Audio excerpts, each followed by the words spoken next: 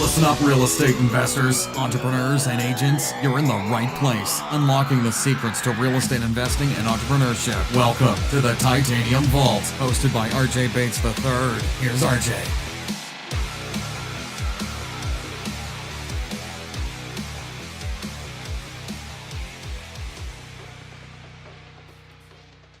Welcome to the Titanium Vault. I'm your host, RJ Bates. Today I'm sitting down with Emily Snider. Emily, how are you doing today? Hey, I'm super grateful to be here. Thanks so much for having me, RJ. Yeah, so why don't you take Doing just a good. couple of seconds to kind of introduce yourself and tell everybody what it is you're doing in the real estate world. Yeah, definitely. So I've been doing real estate since I was 18 years old, and primarily I focus on wholesaling and now flipping properties. But it's really interesting. I fell into real estate investing when I was 16, and I went to a seminar called Lifestyles Unlimited, and I just remember them talking about passive income, just creating wealth through flipping properties, how to scale from single family to multifamily. But it was such a new language for me. And so I remember just leaving that day. I was so confused. I had no idea what direction I wanted to do. I was 16, And well, something happened after I graduated high school. And I just remember my sister convinced my dad to put her through real estate school as a realtor. And I was my twin sister, right? And so I was Right. man, if my twin sister, because our whole life, we've always done the same thing. And so, but I stood back. I was I don't really see myself being a realtor selling the American dream, the 30-year mortgage. Right. I really saw myself being somebody who could create that opportunity for other people, owning the real estate or giving those opportunities to other investors looking for great deals. And I really fell in love with the investing side once I was introduced to wholesaling off of the get-go. And so that's what I was doing for maybe the first 3 years of my business. I did a flip, and it was such a transformational process, not just flipping a house. I totally underestimated what goes into house flipping, until you actually do it. Then you're oh my God, there's so many experiences. There's so many things that really just teach you so many valuable lessons that otherwise you wouldn't have learned if you weren't actually in the trenches doing it. A lot of the times people are oh, I love those HGTV shows, man, the Property Brothers, whatever, Chip and Joanna Gaines. But until you're actually doing it, you're making those mistakes, and you're also just learning those lessons. I think you're never going to truly know how powerful what's funny about that it can is, be. What's funny about that is when people that have flipped houses talk about that, and you try to share that knowledge to someone who's never flipped a house, they're kind of underestimating what we're talking about, right? It's easy to sit there and be hey, managing a contractor is hard, and all of the things that come up on the house are hard. But I even go as deep as when you buy the house, it's turning on the electricity and the gas and the water, and then every different city has a different way you have to turn the water on and what you have to provide to them. And some of them will make you go down there, and then the accounting side of things between all of those moving pieces and it's just when you try to do this on a scale, you try to do multiple flips at once, all of a sudden you're what are we doing? Why did we ever start doing this instead of wholesaling? I don't understand. So yes. Well, I feel like and obviously in each different niche, like wholesaling or flipping, it is all about how you have your systems. But I think more than the systems, it's who you have in your team. If you don't have people who you have trust or you can rely on with, there's nothing, And so I feel like a lot of my success has been because of obviously through trial and error, because I have had contractors who've screwed me, and it is hard. But it is a great lesson. I learned that the good and the bad things that happen to me are all lessons, and I have to take them both equally with the same amount of value, you know? And well, every time you have a lesson, you have to put something in place to learn from it and not repeat that mistake, right? Definitely, yeah. So, but I learned that having the people like who have the same vision around you really, like, I mean, when you surround yourself with people who are thinking bigger, thinking greater, and all have the common same goal and purpose in mind, I think that honestly is what can change the game for you. Absolutely. So you wholesaled for a couple of years there, then you started flipping. I know I'm not supposed to ask a woman this, but you said you got started when you're 18. So how old are you now? Yeah. So I'm 22. I'm an old fart now. I'm just kidding. Oh man, 22 years old and you're out there flipping houses and in the real estate investing world. Man, when I was 22, I was trying to see how many tips I could get delivering pizza so I could go to the bar that night. So no way. You're way ahead of the game here for most people. But you know what? Like, I think it's really easy for someone who's like listening to this to be like, man, like she's so amazing, you know, whatever. She's flipping houses. She's so young. But I think the truth is that we're all always thinking that we could do more, like that we're not doing good enough. But I think it's what we're always chasing is the growth. You know, even though I'm 22, I feel like I have so much more to grow and to learn to do. And I feel like it's a never ending cycle, you know, but I think if we're not striving to chase that growth or that feeling of like changing lives or making something more than just flipping houses, we lose the purpose. We lose like what we're doing it for. We lose the freedom of it all, you know?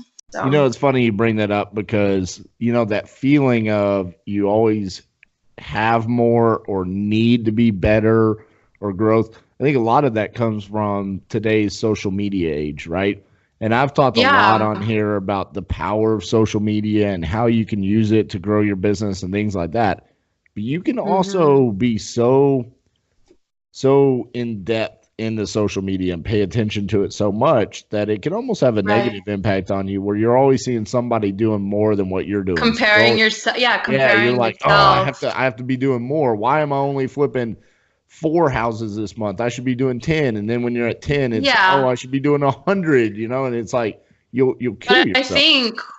But I think when someone can look at their current situation, be grateful and be proud of what they've achieved, I think it almost like subconsciously reaffirms like your mind that you are good enough, and then more things start to flow, you know, but you have to be grateful for your where you are currently and where you're trying to go. If you're constantly thinking about where you want to be and why you're not there, like you're literally blocking off your manifestation in your subconscious to constantly think, I don't have that.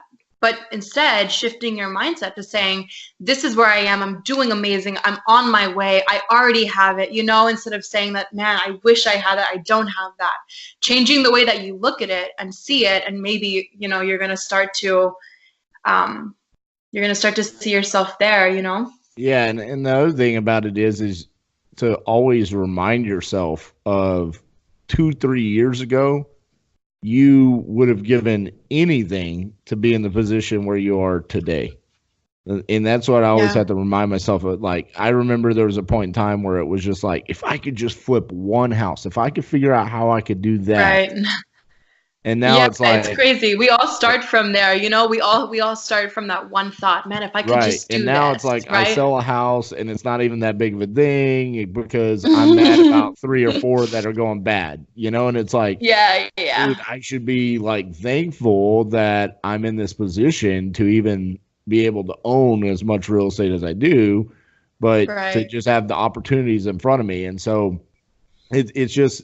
That's what I guess my point in saying all this is just kind of remind yourself of where you were at one point in time and where you are now. Be grateful for kind of your growth pattern that you've had there. So let's talk about your business. You're flipping houses now. You're wholesaling some. what are you doing more of? Is it wholesaling or flipping? I would say I'm doing more of wholesaling. I've got about well, we just closed like on a new project, but yeah, primarily I'm doing more flipping. Primarily I'm doing more wholesaling, but we do have a few flipping projects going on the side. But I do want to grow the flipping side of things because I really have enjoyed it. You know, wholesaling has been something that I've learned through trial and error for the past 3 years. I've been pursuing, and like I love it. You know, it's what took me out of like being broke at 18 to being able to wake up and not have to answer to a boss and just go out and find those great deals and serve for a greater purpose. You know, I really am in love with the process of meeting people who really need help and offering them a solution. That's like, I think that's why I wake up and do what I do every single day, is because there are people, you know, who are just waiting on your call, who are waiting for you to find them, because a lot of the times they think that there are no more options, you know? Yeah. So real quick, I kind of breezed over this and I didn't get this out of you. What market are you currently investing in? Yeah, so I'm based in San Antonio, Texas. Okay. It's my hometown. So I'm a Texas girl, y'all. Yeah. But I have done deals in other markets. I've done deals in Austin, Dallas, McAllen. And then the guys I used to mentor and work for, they were doing deals in other cities nationwide. I learned a lot from them. So if a deal comes to me in Florida or in Arizona, you know, other really hot markets, I'm going to obviously see an opportunity in that and pursue it. But primarily the deals that I do are in Texas. So for the people that are listening, if you have not visited Texas or you're not from Texas, what she's saying is extremely impressive, because the difference between doing a deal in Houston or San Antonio or Dallas Fort Worth is night and day. They're all different types of markets. They're very far apart. We're talking about 3, 4, 5 hour drives between the markets there. I don't drive to those properties in other markets. I do it all from my computer. You know, it's too hard to pursue a deal, every deal, if it's 3 or 4 or 5 hours away. You know? Absolutely. So let's talk about that. So say you get a lead in Dallas. You know, you're in San Antonio. That's a good 4.5 hour drive. Yeah. Say you want to wholesale that deal. How are you going to kind of perform due diligence on that property? Do you have boots on the ground here, or are you contacting somebody you know? How are you handling that? Yeah, so you could do it many different ways. Obviously, there's online systems that you can pay for access to, you know, to access other markets, their MLS. But sometimes I go through realtors who do a lot of the due diligence for me, and they're actually the ones who have brought me the deals that are in other markets. And so they're typically my main point of contact. You know, they're the ones who open the door. They're the ones who put the lockbox, take the pictures, send me the comparables, and all I really have to do is secure a buyer based off of the numbers that they give me. You know, obviously I have somebody else go in there, verify, but I always trust first. You know, I have a saying called trust and verify, because if you're so busy trying to verify, somebody else is already trusting and taking that opportunity, because you're so focused on making sure everything is like perfect, you know, and trying to be so perfect at everything. Sometimes you're losing more opportunities than actually just taking the shot. Yeah, absolutely. So, you know, when you lock up a property in a new market, we'll just continue to use Dallas Fort Worth as an example. How are you going about trying to find buyers in that market if you don't already have a buyer's list in a newer market like that? I do a lot of JV. I also, I love JV. I love working with other people. I love building them up as well. You know, it's truly a team effort business.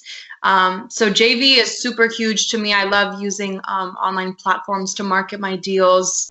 And honestly, like, you just find out where the people's eyes are and you supply the deal. If the deal makes sense, somebody's going to buy it, you know? Yeah, and you know, it's it literally is. It's so simple sometimes. I mean, sometimes I think as investors, we try to overcomplicate things, and we're always trying to find like what is the next thing that we can do to build our buyers list to 20, 30, 40,000 buyers, when it's like sometimes you just have to remind yourself, like, I have a house that needs a buyer. Right. That's one person. Mm-hmm. And we're new to the Birmingham, Alabama market, and congratulations. Yeah, thank you. Our branch manager out there, Amy Hott, Mm-hmm. we sent out our property, and none of the buyers, which it's very small list, none of our buyers, but they didn't buy it, they didn't want it. So it's like, okay, well, what are we gonna do? And so she literally sends a message, and I have a little template of all the things that we say to do, and it was, it's like 25 things to how to build a buyers list, and we sent it to Amy. And the one that stuck out to her is post on Craigslist, like, hey, I have off-market distressed properties for sale. She did that, and like 2 hours later, it was sold. And it's like, guys, sometimes it's just about taking action, and that's a free resource too that a lot of people utilize. And it's crazy when she didn't sell it to an investor. She actually sold it to someone who lives out of state. To a homeowner. The guy lives out of state, and he's buying a home for a single mom in Birmingham, and he just wants her to have a home, and he's going to remodel it for her and give her the house. I mean, how cool of a story is that? Oh my God, that is amazing. And we're talking about, this is like a little, $16,000 home. He's not giving her like $100,000 house, but still. Yeah, I mean, I don't know the prices out in the prices out in Alabama, but that's definitely significantly different than Texas. But again, this is all about, like you said, the marketplace out there. Either it's Facebook Marketplace, Craigslist, all these things, for sure, just free resources. So I love free resources. Yeah, so I know before the interview, we were kind of talking about, one of the questions that people ask you all the time is, how are you finding deals? And I know you kind of had a very unique answer to that. So go into that real quick. What are you telling people when they say, how are you finding your deals? I forgot what I told you before the interview, but I put you on the spot. Well, we were talking about building a brand, building a brand. Yeah, no, man, that was a huge lesson when I first started, and I really started, I took a step back, and I was like I asked myself the same question that you asked me. I was like, well, Em, how are you finding your deals? And when I got honest with myself, it all led back to building a brand and to building a name. Granted, I'm not like this huge superstar, HGTV flipper, whatever, YouTube famous person, but I did realize what I was doing, and I was putting my story out there, and through social media, through building a brand, I didn't know I was building a brand, which you are your brand, right? Like you are your walking brand. And if you think about it, marketing companies or brands are starting to go towards using people to, like, look at Instagram. Like, they're putting their brands in the people's hands who are on Instagram, and these faces and through their lives, they're the ones who are selling the dream, selling the product, right? And if you look at it like that for your own business or for your own self, that you are your brand, and that people are sold on what you do and what you sell because of who you are. I feel like that's super powerful. And then that's another free thing that you can do. All it takes is just being conscious, being creative. When I say conscious, I mean like you're going to a property, right? Or you're checking out a deal, or you're in your office, and you think that what you're doing, somebody could serve value from it. Like, they could take value from it. And so just get creative, take a quick picture, right? You can pose, you can just be natural, you can be you. I was always like super, super fun, like with my hands in the air, my smile, and people love it. Like, and then obviously I would pair a really, like I would pair a picture of what I was doing, matching it with the caption of what I do, what I'm looking for. People would be like, okay, you know, obviously pertaining to the visual side of a picture of what Instagram pretty much does, right? We're sold by the visual first of things. That's what captures our attention. If you're not utilizing video, if you're not utilizing pictures, I'm sure, I can guarantee you people are scrolling past your content. The content that you're posting for free on your own platforms. And so I would start to just post and post and post and really bring my personality into the post by getting creative, you know, hey, if you're facing this problem, this is how I can help, or just providing value through the posts or telling a story of somebody I helped. You know, I really found out that people love stories. And like, for example, this podcast, are you telling me the story of that guy, you know, buying a house for this single mom? Like, that's powerful, you know, when you can be a testimony of somebody that you're helping, telling their story. You never know, somebody else who's facing something similar sees that, or has a client, right, who's facing something similar, and all of a sudden something in their mind like clicks. It registers with them, and they're like, maybe I should reach out to this person.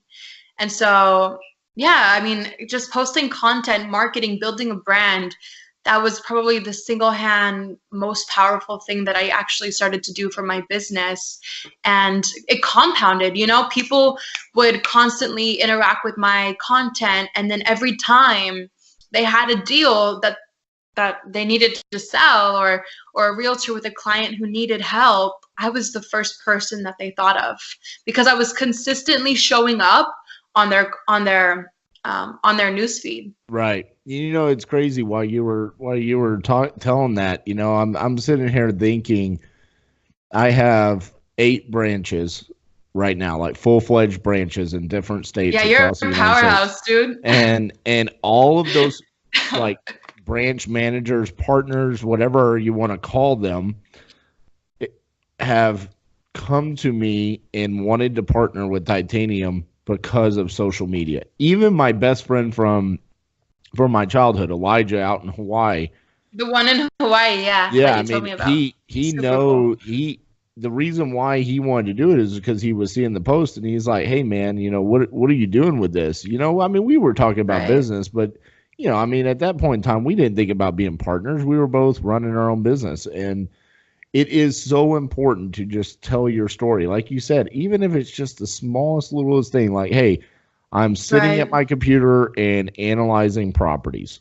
Take a selfie, whatever, and just be like, trying to help out people today, see what problems I can solve, whatever it is, like however you want to get your message out. But you never know what that post, it could be not that day. It's probably not going to be instantaneous where someone's like, oh, I need you to solve my problem. But maybe 6, 9, 12 months, they can go back if they're, like you said, if it's constantly in front of them, they're going to know, hey, Emily's the person that I need to go to. She can solve my problem. And that's also like, that's one of the best ways to raise private capital as well, private money for deals. I interviewed Tim Bratz on Propelio TV for Titanium Tuesdays this week. And Tim, he has a great saying about raising private capital. He says, don't hunt for private money. Go fishing for private money. Oh. He said, because when you hunt, the prey runs away. But when you fish, the fish come to you. They bite the lure. And so what he's saying is... So give me an example. So like always how talk to fish about, for private money. So he's saying, you know, when you're talking about like, hey, you just bought a property, right, that you're going to flip. Hey, I bought this property. I solved this homeowner's problem. This is what problem I solved. And I bought this with none of my own money. I'm using other people's money and giving them a great return when otherwise the money was sitting in a checking account or savings account earning next to nothing. Now, damn, you just inspired me, RJ. Okay.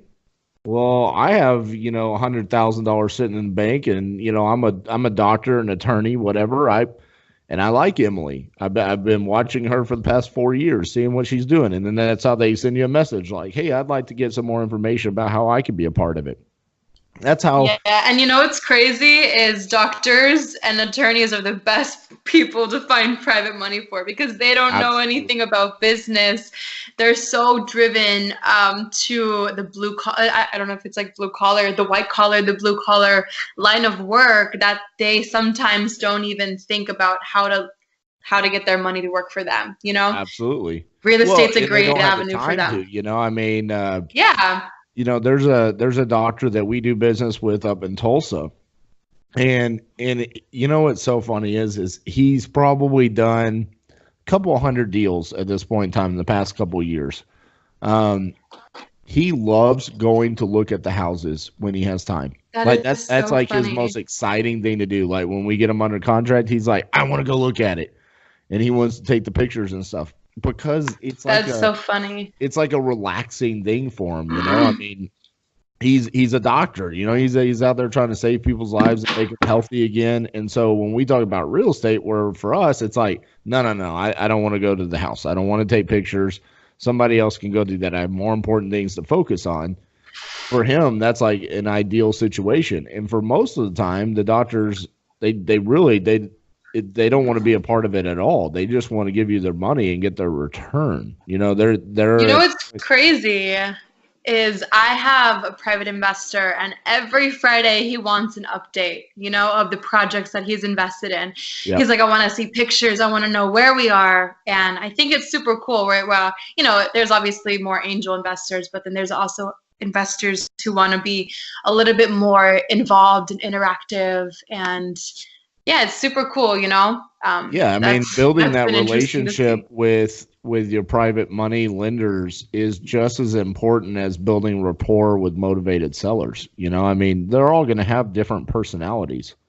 They're all going to have different needs. They're giving you like their life savings. You know, like a lot of times it's like sometimes I think we take it for granted where it's like private money. You know, what is that? And then you start thinking about it. It's like, well.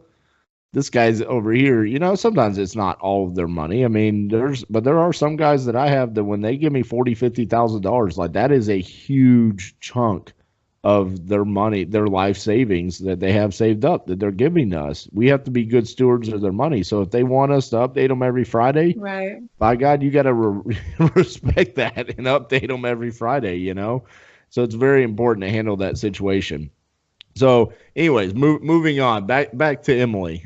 Sorry, I kind of rambled. No, it's super cool. You're good. So, we've got a couple more minutes here. Let's talk about kind of the direction that you want to head in your business. You're 22.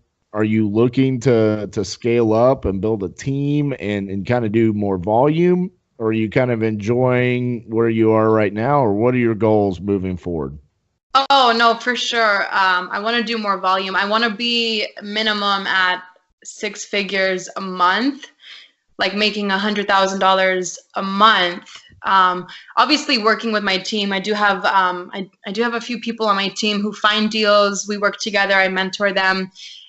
They bring me value. I love to bring them value and stuff like that. But I also just started thinking that, you know what, hey, if I'm putting my energy into single family houses the way that I do, what makes me think that I couldn't do this with 20 units, with 50 units, 100 units? So my long-term play goal is to get into multifamily. Right now, I think wholesaling is a great way to build capital and have liquidity. And so, when I feel like I'm there and I'm ready, I'm going to start to pour my money into small apartment deals and start to scale, because I do have big goals within the multifamily business. Yeah, and it's funny, like as you wholesale and you flip houses, the multifamily kind of come to you naturally. I mean, it's like you run some marketing and you might even just be targeting single family.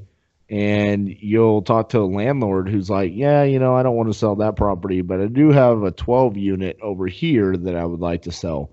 And, those opportunities just open up to you, and it kind of just naturally evolves, and definitely. It's like going back to that interview I had with Tim Brotz earlier this week. He was single family and he transitioned into multifamily. And what really stood out to him is he did one multifamily deal.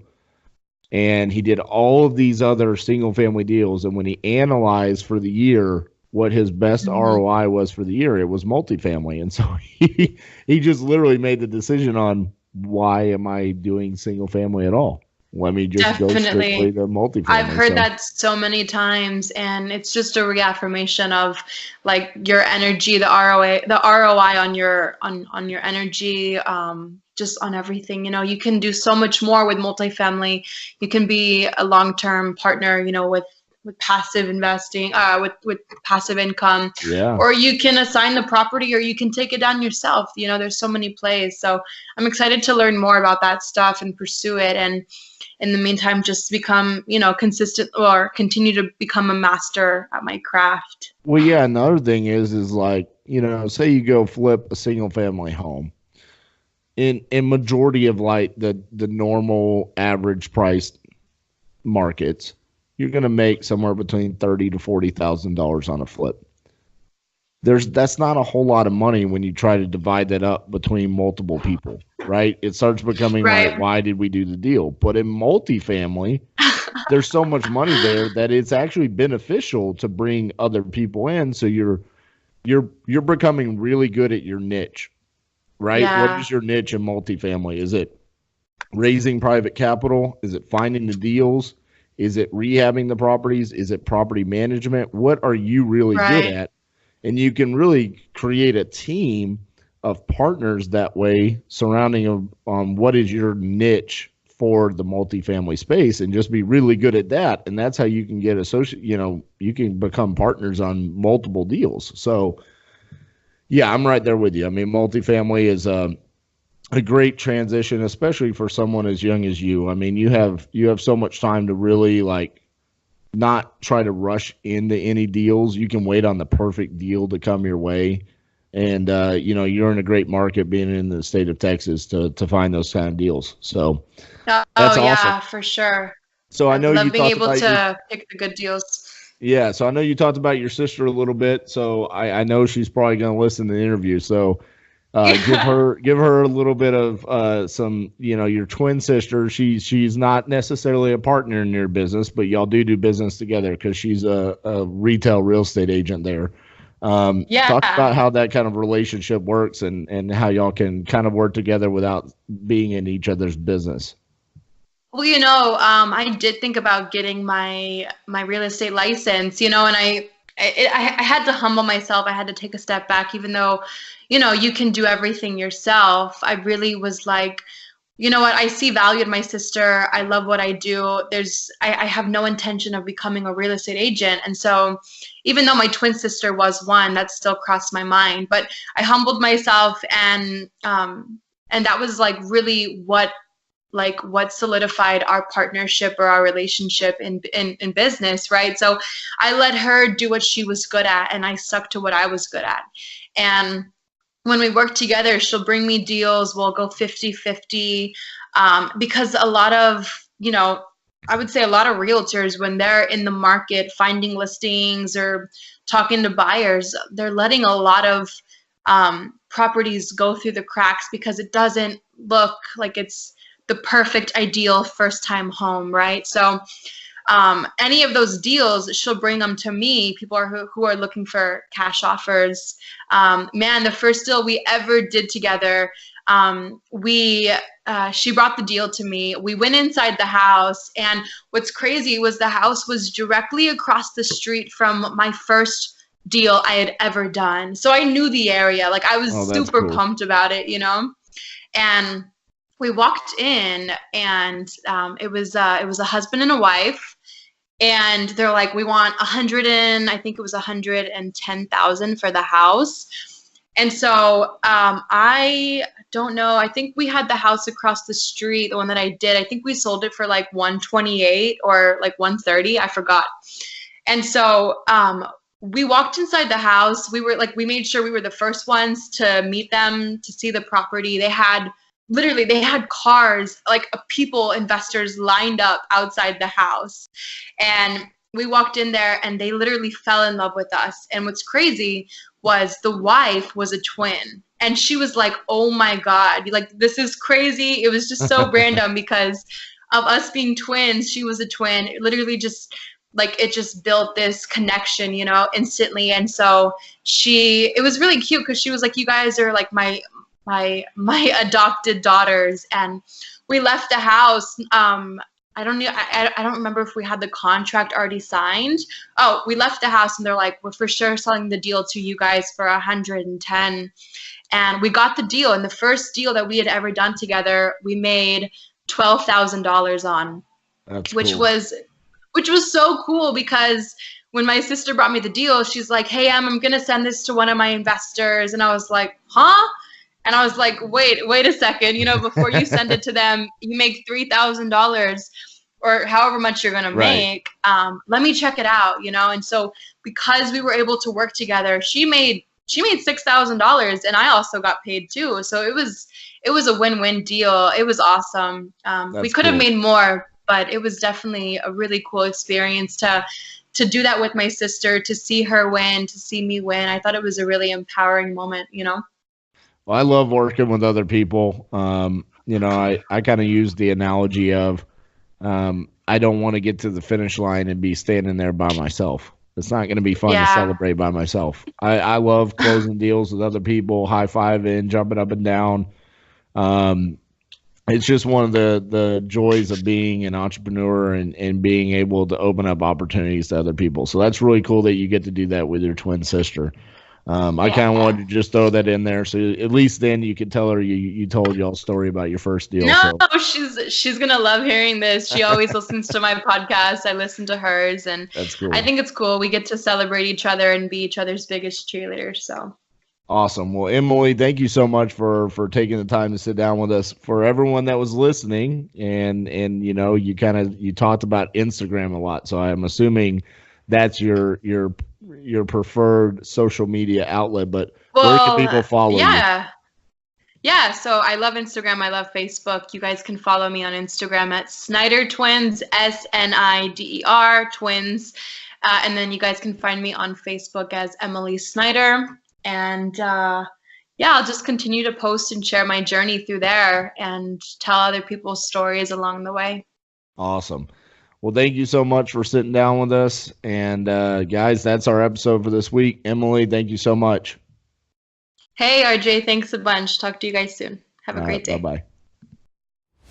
Thanks so much for listening to the Titanium Vault with your host, RJ Bates III. For more info and to stay up to date, visit www.podcast.thetitaniumvault.com and on facebook.com/The Titanium Vault. If you enjoyed the episode, please rate and review, and we'll catch you next time on the Titanium Vault.